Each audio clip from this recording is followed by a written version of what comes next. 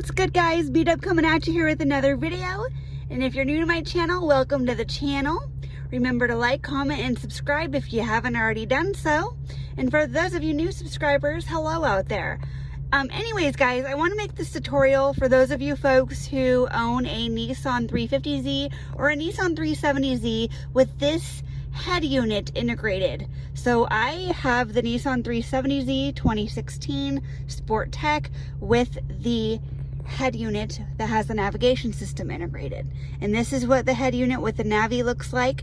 It has like this little screen here and this little interface here. So anyways, guys, without further ado, let's go ahead and get into this. So this video is going to be talking about this lovely little button right here called status, folks, okay? In your upper left-hand corner. I did get inspired to make this video because there's no forums out there, and there's also no how-to videos for how to turn this status display, or aka split screen display, off. So let me just show you real quick what I'm talking about with the status button.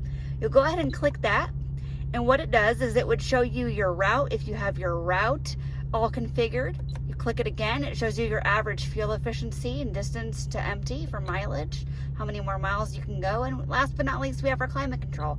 So that's all fine and dandy. I mean, if you're chilling, bumping to some beats, got your route here and shit, if you want to see it dual screen. But what about when you get to your destination and you know how to get back home or get to your next place you gotta go and you don't need this anymore? To me, it looks super gaudy. It does not look fresh. It does not look clean. It just looks super gaudy, very distracting. So most folks would think, okay, you know, maybe I just got to click on this power button right here. So let me click that and see what that does. Okay, why is this still on? So then your next instinct would be to go to settings or maybe go to info. But no, it is not there, you guys. There's nothing in there for split screen, nothing in there for toggling the status. Nissan, you guys, hopefully will make this much easier for folks who get the 400Z series. Can't wait to see that, by the way. But hopefully you make a change, because this is a bunch of unnecessary legwork for people, and it is quite obnoxious for what you have to do. But anyways, guys, here's what you got to do. Okay, let's go ahead and just go to our disc. So I got my USB selected, okay? And then I'm going to show you. Let's just assume that we're tired of the split screen. So, which I am tired of the split screen because I hate it. So we got our disc selected right here. I'm then going to go over to my AM FM, and I'm going to click that about 4 different times, okay? So I've clicked that. You see scrolling through stations. And then I'm going to click on this map button right here, okay, guys? Okay, there we are with our map. And then I'm going to go back to AM FM or USB, okay? Now we're going to click that lovely power button, and voila, see, it defaults to your map screen just how you like it. Click the power button again, there goes your song. Okay, let me go through that one more time a little slower. So let's say we accidentally hit status button, bumped into it, like, oh shit, how do I turn this off again? That's right, Brittany showed me what to do. So here's what you got to do, guys.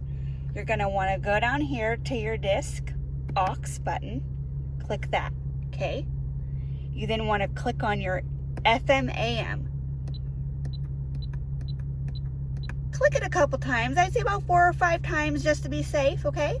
So we clicked our AM FM button, preceding this button. Click that about 4 or 5 times. You then go to map right here, map, click on map.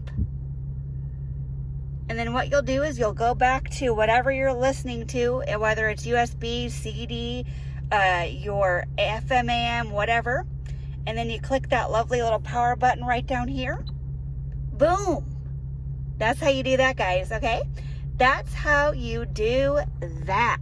Let me get some light up in here just so you can see me real quick. But anyways, guys, that's how you do it. I don't want you guys to be dicking around in the parking lot for a good 30 minutes, like trying to Google it, trying to look up forums, trying to find a video, because it's not going to be out there. Well, it is now. It is now, guys. But yeah, I don't want you to be sitting there, you know, like in a dark parking lot, like I am, for example, right now at a parking lot at night. It's not that safe. I mean, it's not really good to be dicking around with the radio and trying to like deal with minute settings like this anyways, if you're alone and a female, or even just by yourself. I mean, us females are badass anyway too, but I'm just saying, I want to make it easy for you guys. That's the moral of my story, I guess. I want to make it easy for you guys where you can get this done really quickly. You're not sitting there getting pissed off or thinking that your vehicle or head unit has some major issue where you're taking it to Nissan and getting, you know, screwed with them charging you an arm and a leg for it, for labor and stuff, or like saying, oh, there's something wrong with the radio, or blah blah blah, you know, kind of like they did with my Jeep, for example, or they didn't fix my Jeep. But anyways, guys, I just don't want you to have to think there's something wrong with your car. There's nothing wrong with it. It's just the way Nissan made the interface with the head unit. So that's a little bit about that, you guys. I hope that this video was helpful for you.